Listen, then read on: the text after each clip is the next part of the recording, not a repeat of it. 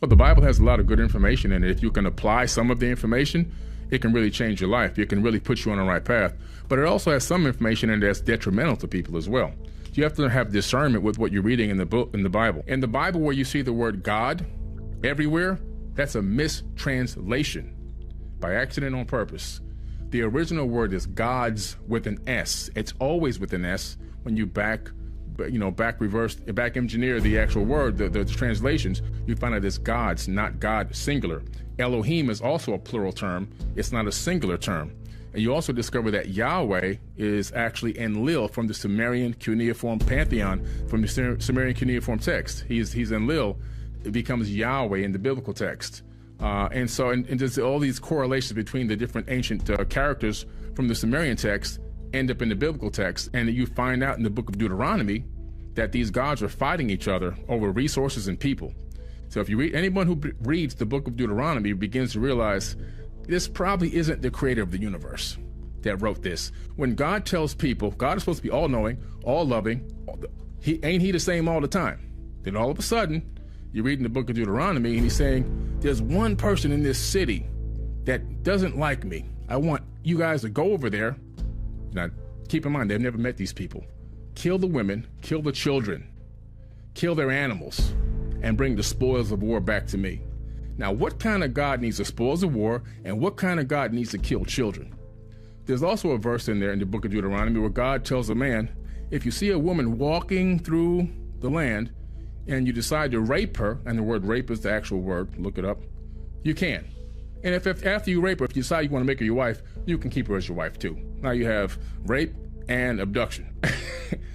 Now, you're saying to yourself, the creator of the universe, okay, has all power, all-knowing, omnipotent, omniscient. Why in the world would he write stuff like that or give a man the ability to write stuff like that to put in his book? In some cases, it's not talking about the creator of the universe. We have to be able to discern that. We have to be able to have the eye to see that some of this is manipulation for the power of people to put on top of other people.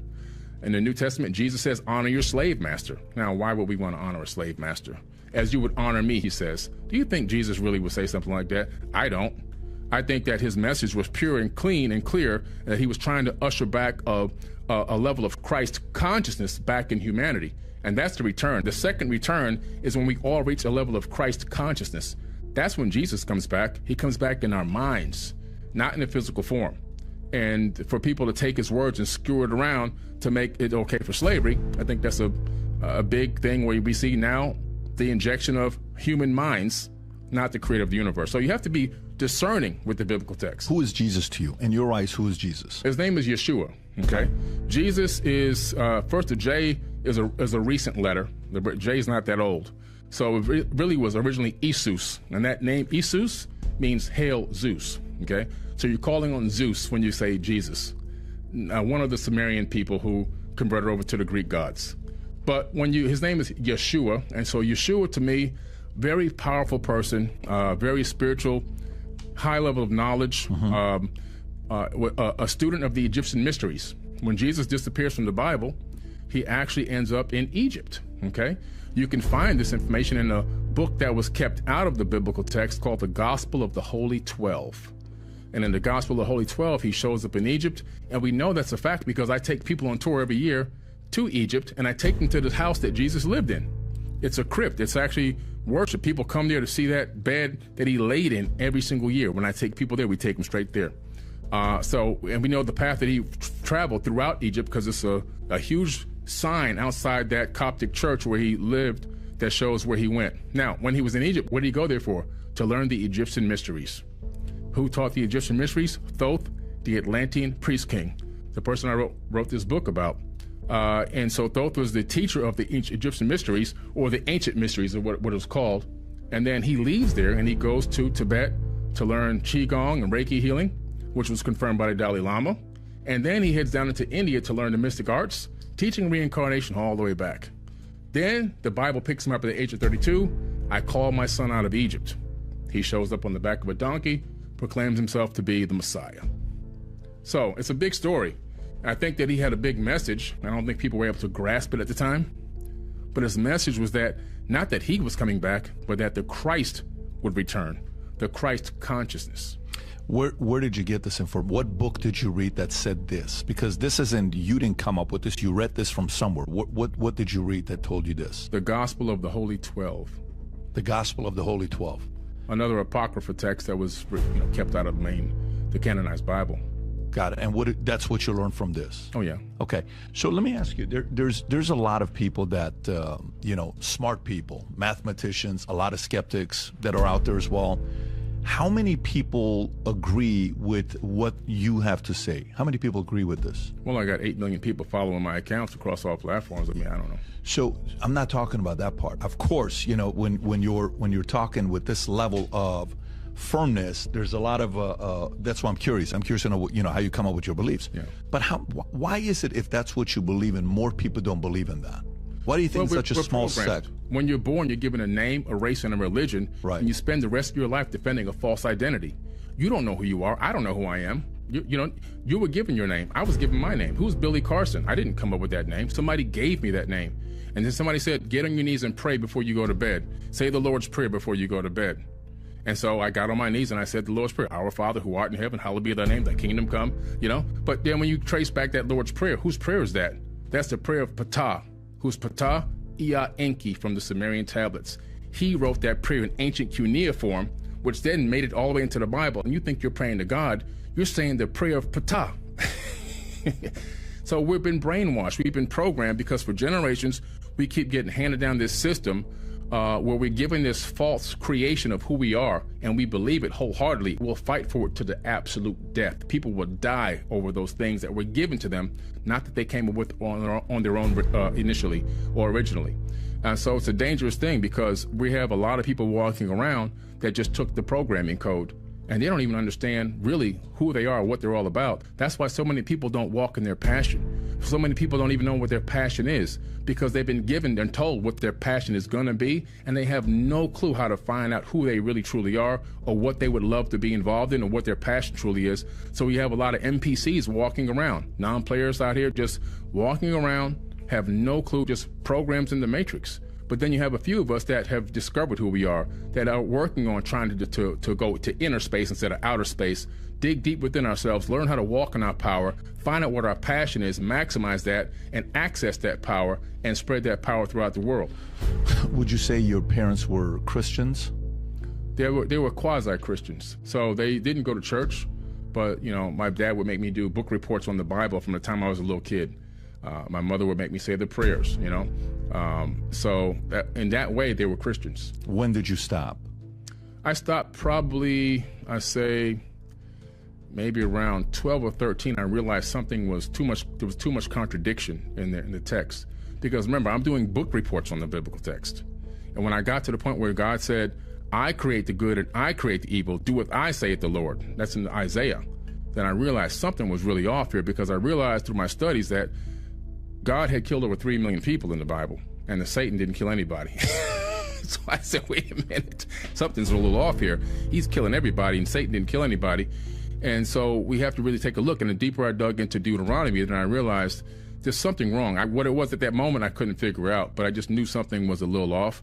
I dabbled in it again later on to see maybe if there was something that I missed. And again, later on in my life, in my late 20s, I said, just doesn't make any sense. There's too many question marks. And every time you ask a question, they say, don't question God. Don't question the Lord. Blind faith. And I'm thinking, if I'm going to put all of my eternity into one book, if I'm saying this one book is going to lead me to eternity, and I don't know everything about it, every aspect about it, I can't question it, I can't dig deeper to get more knowledge out of it, then I think there's something wrong with that. I think there's something being hidden from me. And I'd rather be able to dig deeper, get more knowledge, get more understanding, versus people shunning me away from trying to dig deeper to get more answers.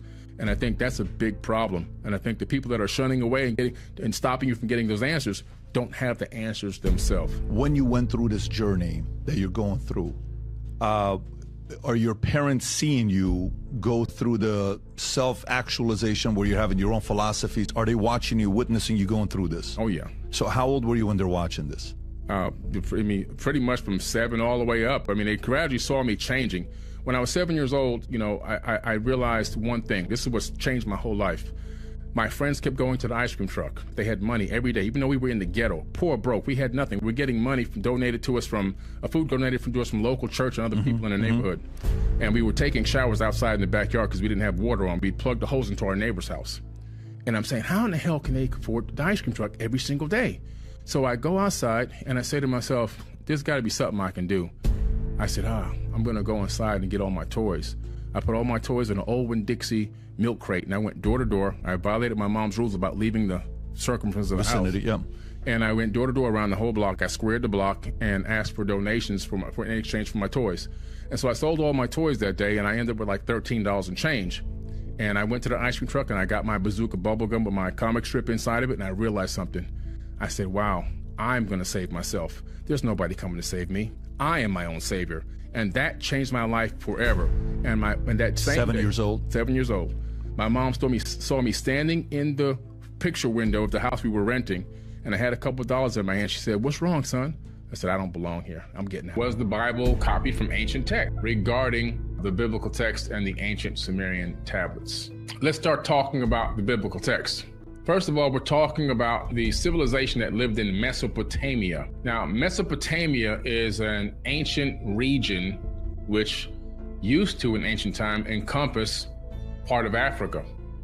Now, due to the modern era and the redrawing of boundaries, you see where Africa starts, but Africa extended up into the Middle East in that time frame. And these people were part of the African continent. Over time, as Mesopotamia became Iraq and Iran and the Middle East, and there's a whole story behind that because we know that the Arabs invaded that region. They attacked, they killed a lot of people in order to subdue the land and subdue the area, including Egyptians. And this is not anything that I'm doing to agitate anybody, it's just a fact. They teach you this when you go to Egypt. I mean, the story is right there in Coptic Cairo. The Arabs came in and they slaughtered millions upon millions of Egyptians, and the rest who survived, they forced them to speak Arabic, which is why today most Egyptians have no clue how to speak Egyptian, and they also have no clue what their hieroglyphs actually say. Think about this for a minute.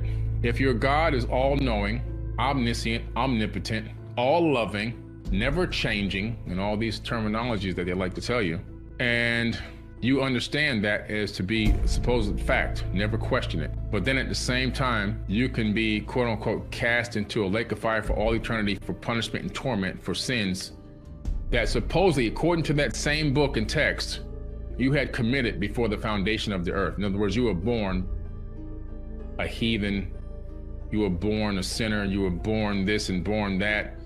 You're told that you're this person and that you're that person and you're so evil, and then you're coming out of the womb as this evil entity before you even have a chance to form your very first thoughts, when in true reality, it's a big fear factor. And all you're doing is trying to save your own skin by following the rituals and hoping that in the end, it was accurate. You just took it hook, line, and sinker and said, you know what, this is what I gotta do because everybody told me I had to do it. And if I don't do it, I'm gonna suffer for eternity. So this is a big part of why I do what I do. It's about education, it's about awakening, it's about showing people that before you jump headfirst into something and stay with it for the rest of your life, maybe you should take a pause and drop some of that fear and start digging a little bit deeper, just so you can get a better understanding. And after that, if you still feel that that's the thing for you, phenomenal. Praying is phenomenal. I pray every single day. See, a lot of people think that I don't believe in God because I don't believe in religion. And the fact of the matter is, and I've said this 1,000 times, but some people are just finding me for the first time, I believe in a creator of the universe, of the multiverse even. Because why? My studies in quantum physics have showed me that there is proof and evidence that we're living inside of a creation, that there is a creator of all, and that this creation is imbued with divine energy. And that divine spark that created everything in the entire multiverse is in every single atom in my body. And because of that, I am divine and the divine is divine. So that means I am God and God is me. We are all God walking in the flesh. As a matter of fact, God is experiencing what it's like to be a human being in the third dimension, walking in the flesh through each and every one of us. There's only one entity. There's only one consciousness. We are all slightly different expressions of the same one consciousness. Separation is an illusion. Distance is an illusion. It's an illusion of the third dimension. Above the third dimension, distance doesn't exist. Time doesn't exist. The past, present, and future happen all at the same time. And there's oneness there, higher than the third dimension. It's something that we should all aspire to. And so I do pray, and how I pray is like this. When I'm happy about something, number one is I thank. I always give thanks. I don't give thanks and, oh, thank you, Lord, and all that kind of stuff, because the Lord is that's a whole nother podcast. But what I do is I give thanks. I say thank you with pure heart and gratitude and soul from myself to the creator of the universe. And when I am doing things like eating food or a meal, I command that the food be safe and healthy for my body. Now, I'm not going to command over a Hershey's bar. I'm not going to command over biscuits and gravy and collard greens, because I know that's going to give me diabetes. I'm not going to pray over a plate of slop. But if it's food that's good and healthy, I want to command that it's safe. In other words, that there's no salmonella in it, that there's nothing in there that's going to be detrimental to my body, no bacteria that was unforeseen, things like that. When I travel, I command that I arrive at my destination safely, things like that. That's my method of praying, knowing the end and believing in the end before the end. And why can I command it? I command it because the same power of commandment and the same power of control and creation is inside of my body. I have a fractal of the creator living inside of me. And so because of that, I walk in that power. And so I'm a walking prayer, and so are you. Everyone is a walking prayer. What is praying? Praying is looking to cast a spell. A Christian may not want to admit that because they're going to say, oh, that's of the demons and all that kind of stuff. No. When you pray, you're trying to cast a spell. When something goes wrong and you start praying, you're trying to say words outside of your vocal cords to an outside entity, but you're really speaking to the universe. And you're trying to get things to alchemically convert to your favor. It's a spell. You're trying to cast a spell. That's what praying is. But when you pray from a position of weakness, where you're begging, hoping, and wishing, and you're pushing out that low frequency energy into the universe, you're going to get more of that back. And so I pray from a position of power. And my position is thank you, unconditional love, and commanding. If somebody cuts me off in traffic, I don't get angry and start chasing them down and flip them off the middle finger and pulling out a gun and all this kind of stuff. I just say, bless that person. They could be in a bad situation. They could have got a phone call that their kid just got hurt in school. They could be having a medical situation. Their wife could be having a baby at home or something. Or they could just be careless. Bless them. Let them make it to their destination safely. That's how I pray. I'm a spiritual person. I'm not a religious person. And I understand now, through many years of dedicated research and traveling the world and studying, that the power, the true power to help and bless people in this world, and the true power to make a true difference and higher levels of consciousness availability is only through spirituality. Because religion puts you in a box, and the box has a cap on it, and it only lets you go to the top of that box. And if you get to the top of that box, you're going to hit your head. After hitting your head so many times, you don't even jump to the top of the box anymore. You just stay down here. Spirituality is the key. Spirituality will give you enlightenment. It will open your eyes and see things in different ways. It will give you inspiration, motivation, aspirations. It will allow you to be your true honored self. It will allow you to grow to be the person you truly could be. It will allow you to be born again many times. How does the ancient Sumerians' religion differ from the Bible? Sumerian civilization was founded around 4500 BCE, before the current era, right? They wrote down their history on clay tablets, but the stories themselves were likely much older and passed down from generation to generation. We know this now for a fact because we found tablets that we thought were like the oldest, and then we kept looking and looking, and we found even older tablets with the same exact story on it.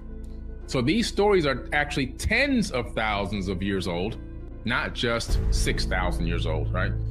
So we're talking about a real ancient time. Another thing for me to point out is that the Sumerian civilization records start on average around 6,000 years ago. which is where the Bible got the 6,000 year creation story from. In other words, the Bible or religious zealots believe that the earth is only 6,000 years old. And the reason why is because it's plagiarized from Sumerian tablets, and the Sumerian tablets dated around 6,000 years ago. So to them, in their mind, there could be nothing older than that. And then that got passed down from generation to generation. The Sumerian civilization was founded, so the Sumerian history is about 5,000 years older than the Bible. The first written form of the Torah or the Old Testament of the Bible was not written until somewhere between 1,000 and 900 BCE.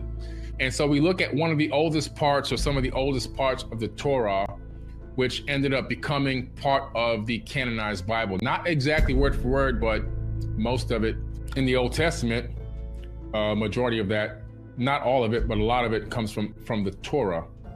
And the Torah copied their information from where? Sumerian tablets. The Sumerians were polytheists. Polytheism is a belief that worships many gods as opposed to monotheism, which is a belief in a one God system. And so we know for a fact that the Sumerians, the ancient Egyptians, and many other cultures around the world who had their information plagiarized into the canonized Bible were polytheists. They believed in a multiple God system, whereas in Christianity, it became the one God system. Now, there was a situation that happened in Egypt a very long time ago. Pharaoh Akhenaten. Pharaoh Akhenaten is King Tut's father. Nefertiti was King Tut's stepmother, wasn't really his birth mother. Never could really find out what happened to King Tut's actual mom, but I keep looking and looking and looking. But either way, Akhenaten had began to worship Amen, Amun-Ra. Now, Amen told him, listen, there's only one God but me. I want nobody worshiping any of these other gods who actually were his relatives. These are the Anunnaki Atlantean people that were ruling over the lands all over the world. The Atlantean civilization was a global civilization. He says, you know what?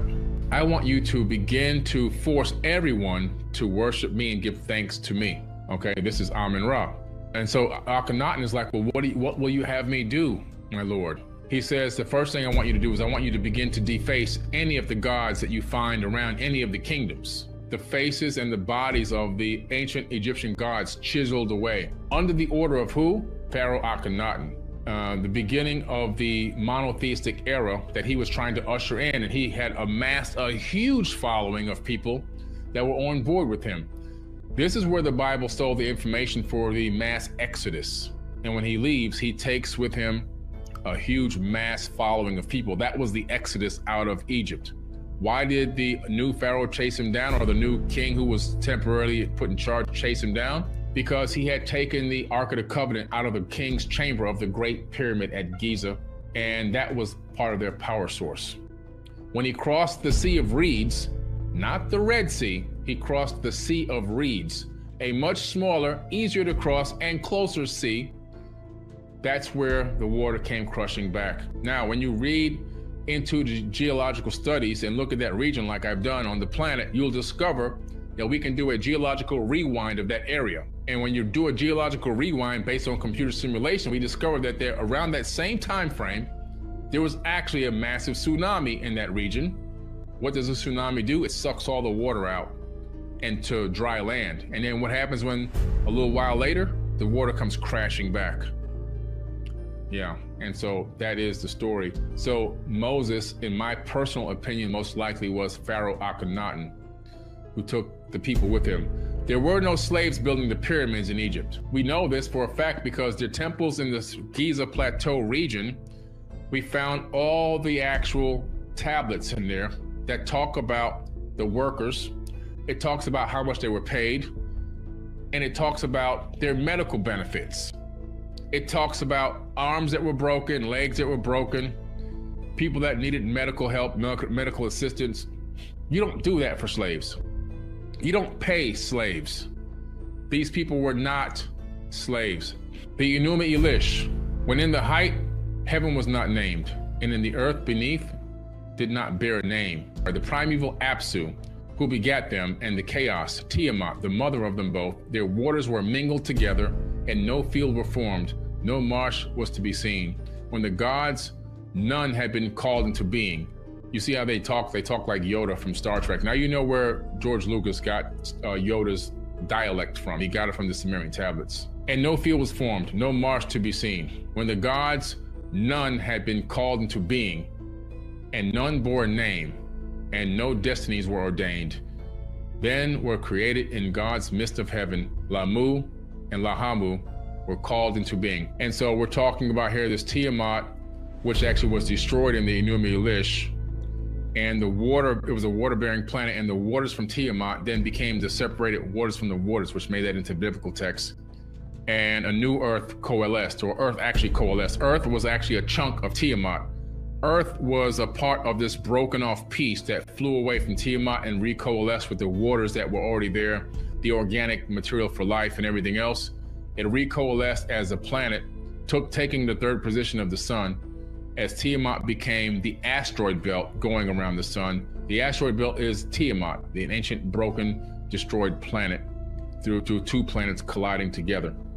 If you read the Enuma Elish, it also talks about the fact that because of that situation, Mars was formed. Mars used to be an actual moon of Tiamat, but it was slung into a very strange elliptical orbit around our sun. When you look at Mars, you see one side is charred and the other side is smooth. Why is that? Because the side that was facing Tiamat, when it blew up, a lot of that debris hit Mars and charred that side, and it also made it shift its pole of the crust about 45 degrees. More evidence that Mars used to orbit Tiamat. And also, when you do a geological rewind, you find out that it used to orbit closer into the sun, and that it was probably orbiting Tiamat itself. According to the Enuma Elish, the moon that we have did not come from a collision between Earth and a gigantic asteroid or comet. It came from orbit around Tiamat. As Tiamat was destroyed and became the asteroid belt, the moon, which we call our moon now, was tugged gravitationally along with this huge chunk that recoalesced as the planet Earth. But what's interesting is this whole text right here is pretty much almost identical in the book of Genesis. If you open up the book of Genesis and begin to read the creation story, you begin to see this virtual story without the moon and Mars, but the rest of it, you'll see it there. The Enuma Elish resembles a few parts of the Bible, especially Genesis 1, both being the temporal clauses. When above and in the beginning, in the ancient world, the sea was associated with chaos and destruction. The Bible includes a number of texts, battles and tames the chaotic sea, like Marduk battling Tiamat, who embodies the sea. In Genesis 1, God is already superior to the deep, which Hebrew, Tinom, the word's related to Tiamat. So we know in the Bible or in Hebrew that Tihom, is Tiamat. So Tiamat is mentioned in the Sumerian tablets, but it's also mentioned in the Bible as Tihom, which is the same name, but the same word. It translates the same as Tiamat. Rather than creating out of nothing, both God and Marduk create by giving order to chaos. Marduk, now why Marduk? Why is his name in there? Well, the original name is not Marduk in the original version of the Enuma Elish. If you look at the older tablet, which was discovered later, you find out that Marduk was not the name on the older tablet, it was Nibiru. And when Marduk was ruling over the earth, Amun-Ra, he decided to change the name of Nibiru to Marduk in a newer tablet, still thousands of years old, but not as old as the super ancient tablet that was discovered, right? Which for Marduk means creating out of Tiamat's corpse. In other words, Tiamat had been destroyed, and so now he's going to use that destroyed, all that debris to create planets and stuff in the solar system. Both God and Marduk separate primordial waters and place a barrier between the upper and lower waters. If you read the Bible, you'll see that's exact text. Both create luminaries to give light. Genesis 1 occurs over 7 days, and the Enuma Elish is told across 7 tablets. Then he says, on the 6th day, God creates humans, which Marduk does in the 6th tablet of the Enuma Elish. While God marks humans as special by making them in God's image, Marduk has man created from the blood of a slain God. God orders humans to work and care for the earth. Marduk assigns work for the gods to humans, and so the gods can rest. So basically, it's the same exact story. Finally, both the Enuma Elish and the Bible include stories about the founding of Babylon, which is Babel in Hebrew, including the building of a tower or ziggurat, which I talk about many times in many of my clips. The Tower of Babel incident, which comes out of the Sumerian tablets.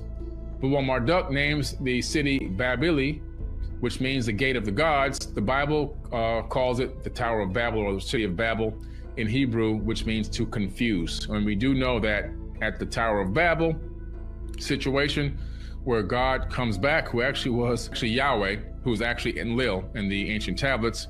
He comes back and sees that the humans are building this tower, and he realizes that, wow, they can do whatever they set their heart to do. That text actually made it into the Bible as well. And so he says, man's years shall be 120. So he had limited our years, which means a genetic modification, not letting us live too long. Because if we live too long, we get too smart. And if we get too smart, we realize we don't need to be working for these people. We can do everything ourselves. It's almost like AI becoming awakened.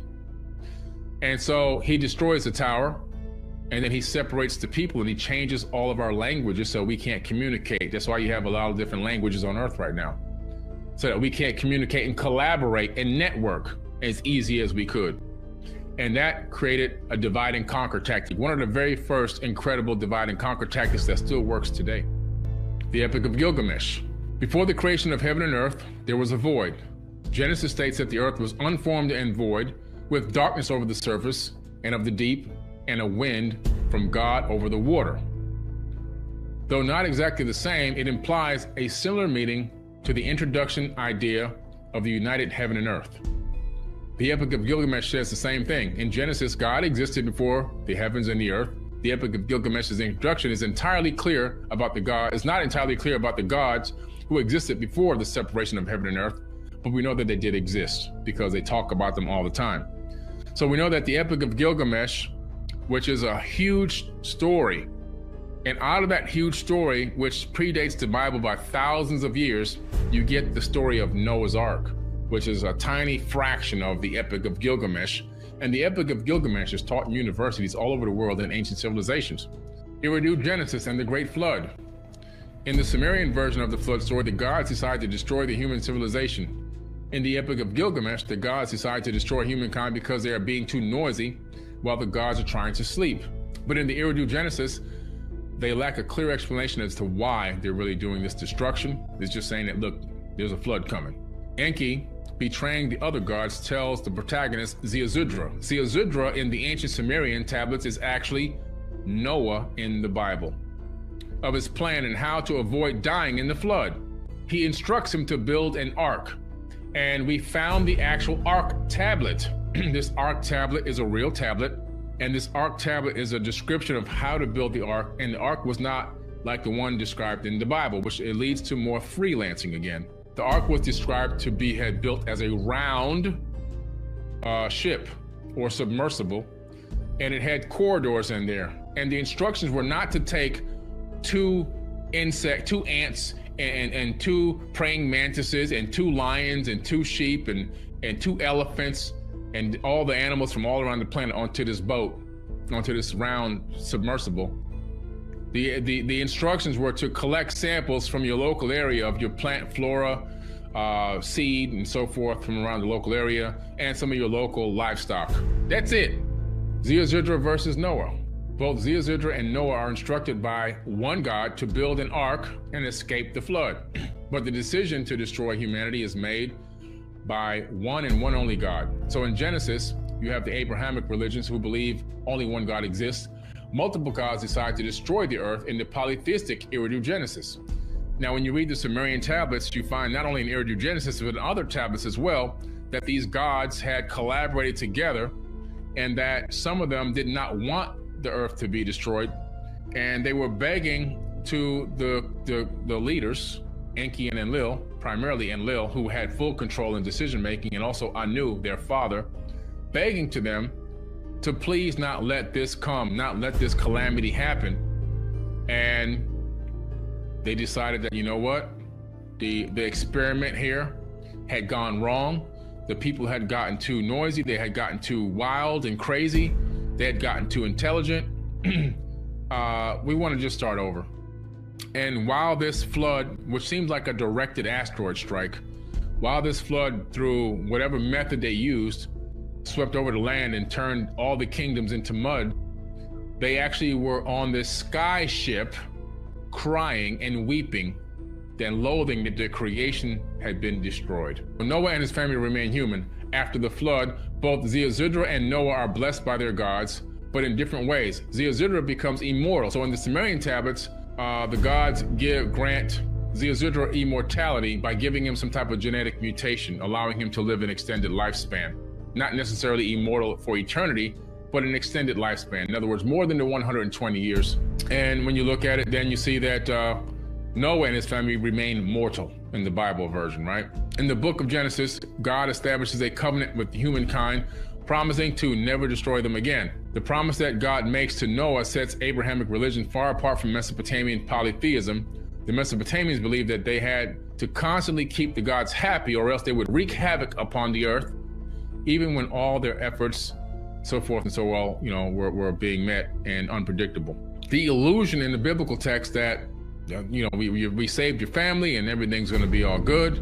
But if you look at the story after the family's been saved and they're starting fresh again, right? It also says in the Bible that not everybody died. It also says in the Sumerian text, not everybody died. So Noah and his family were not the only people left. Read it good. Read your good book good. I know the book like the back of my hand. I know the book like the back of my hand. There were giants that survived. The Anunnaki, they call them the Anak. They survived the Great Flood. And there were other people that also survived the Great Flood. 2 people did not create 8 billion. There were people here already. Adam and Eve was just 2 of many that already had existed. This is basic bare bones biology, like biology 101. The thing that happened after Noah's family survived, they met other people, other survivors. They built a new civilization. They kick-started another civilization in that region of the planet. Other people were thriving in other parts of the world. But what's interesting is they go right back into the same old ritualistic things, trying to keep God happy, trying to satisfy God all the time by having sacrifices and this and that. They went back right into the same old system again. So even though the biblical text is trying to say that, hey, they just, they were blessed and they could start fresh again, not true. It's the same as the Sumerian version where they had to keep trying to keep the gods happy through sacrifices nonstop. So the debates is a text. It's a text that tells you the Cain and Abel story before Cain and Abel even existed. It tells you the Cain and Abel story. It reads it a little slightly differently, but it's the same exact story. The debate between the sheep and grain describes the primordial hill where the gods live. An, who's also Anu, right? The sky god creates 2 sisters, Ashan and the goddesses of the sheep, and Lahar, the goddess of grain. An creates these goddesses to clothe and feed all the gods and goddesses on the primordial hill, but they realize that they do not understand how to use their sisters' gifts, so they created man to feed and clothe the gods instead. Later, Ashnan and Lahar fight over which sister has the more meaningful gift. The story ends with the gods Enki and Enlil intervening in the debate and declaring Ashnan the winner. The similar story between, from the biblical text is the debate between Sumer and Winter.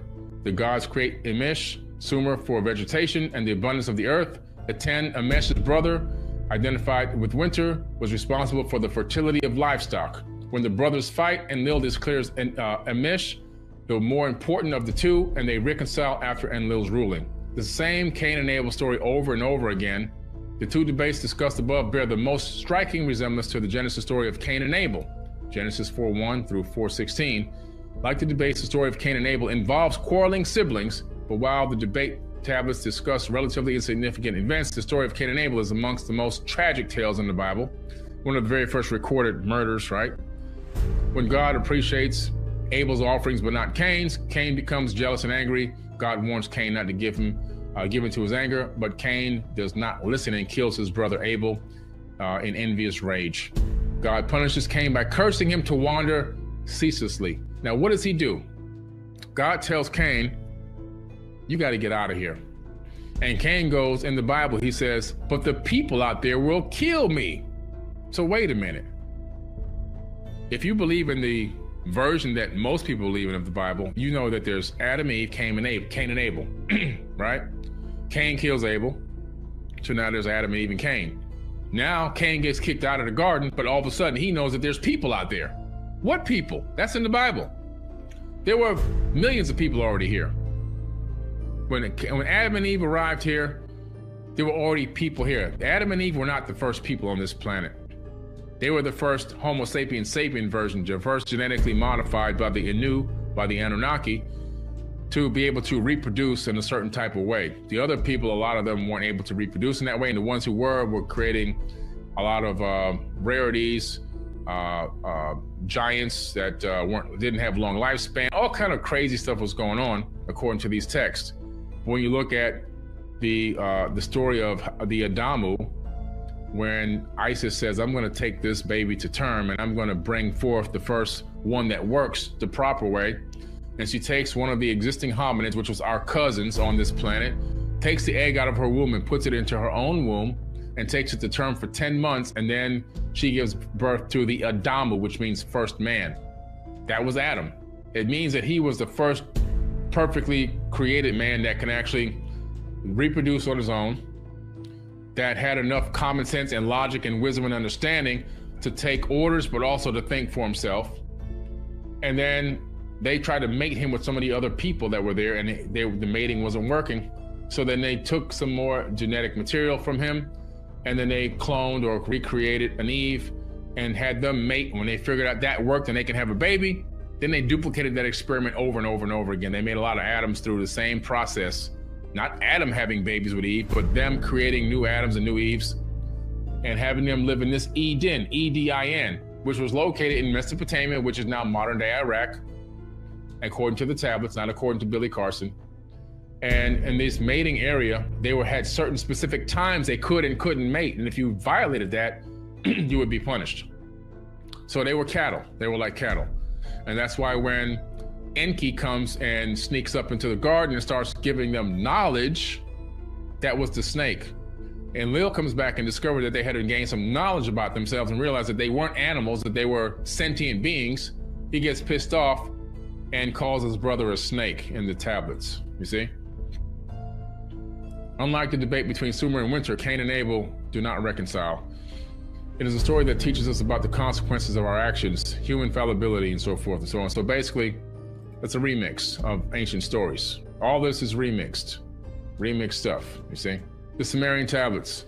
The oldest tablet recorded dates back to around 2300 BCE, but the story is likely much, much older. We're talking about tens of thousands of years old, because now we have found tablets that are much older than 2300 BCE, okay? It's polytheistic, multiple gods, has many recorded creation stories that are often incomplete because of broken tablets and such. But ironically, the parts that weren't broken make it into the Bible. Interesting. Then you have the Sumerian tradition, which includes the Great Flood story, Eridu Genesis. Ziusudra is rewarded with eternal life. The Sumerians wrote many debate stories called disputations, which mimic Cain and Abel's story. And you look at the book of Genesis, there's side-by-side comparison. You see the comparisons there.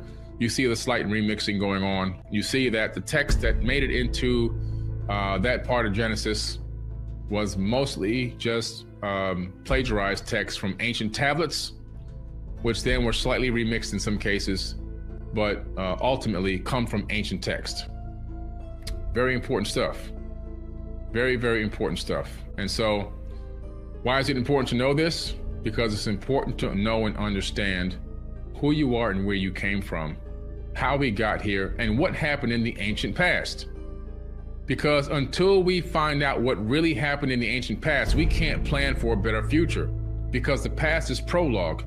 We're in a loop. This stuff keeps happening over and over and over again. We keep going through this vicious cycle of rise and fall of civilizations. We keep going through this vicious cycle of situations that happened in the past reappearing on our timeline and happening over and over again.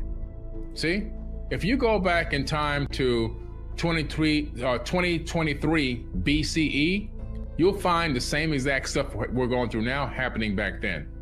Not necessarily with the technology level, but with the social issues. You'll find it. Every section, every era of time that you have in our current era, match and go back and study history for that previous area in BCE, you'll find the same stuff happening. It's like we're in a time loop. We keep doing it over and over and over and over again. Until we understand and know this kind of stuff, until we dig deep into the information that we've been fed and forced to analyze it, break it apart, rip it apart, and put it back together again, until then, we'll continue to go through this vicious cycle of rise and fall of civilizations, rise and fall of awareness and knowledge, and ascension wisdom, we'll keep getting to a certain point and falling right back down again. At some point, we got to learn how to walk, and then we got to learn how to run. The Anunnaki actually are not gone. They're still here. If you look at the text, you discover there was a second pyramid war which occurred between Amun-Ra and his relatives. Some fled and some stayed. They actually dropped what they called, listen to this, weapons of mass destruction on this planet. WMDs. Yeah, in ancient times. You thought George Bush Jr. came up with that term for the Iraq War? Where do you think he got it from? The tablets. And in this dropping of these weapons, it created something called an evil wind in the text. And then this evil wind, whoever was in it, where this evil wind was moving, we're talking about nuclear fallout of some type, radiation fallout. People's fingernails were falling off, their hair was falling out, their nose and eyes were bleeding. This is all symbols, their skin was boiling. This is all signs of radiation sickness. And when you look at the region that it was talked about being dropped in, you find the Mohenjo-Daro in the Indus Valley. You find the Giza Plateau and many other areas around the region where sand and buildings were vitrified and turned into glass. Matter of fact, in the Indus Valley, bodies are still laying in the street. Google Indus Valley, Mohenjo-Daro. You'll see bodies laying in the street, holding hands, just the skeletons that have never, ever been eaten by any wild animals because they're radiated. So we know that there was a nuclear war of some type in the ancient past. In this text, some of these beings fled to safe areas and some left, and their bloodline is walking amongst us this very day. So in some ways, genetically, they never left. And all of us, including every single human on this planet, has a little touch of that DNA in our body. Any Homo sapiens sapien has a little slight touch of that DNA in our body. So in essence, we're all here. They're watching us and they're monitoring us to see how far we're going to go and if we're going to become a rival of them.